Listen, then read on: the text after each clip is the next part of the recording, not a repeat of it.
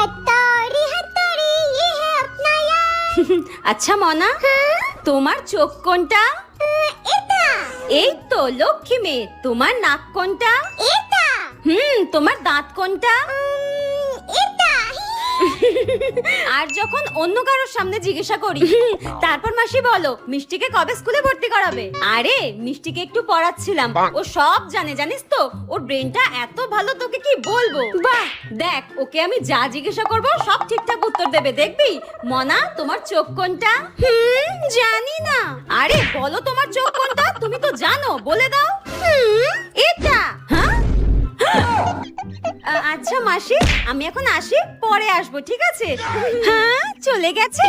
মা, এটা চোখ, এটা নাক, এটা কান, এটা ঠোঁট, এটা দাঁত। হ্যাঁ?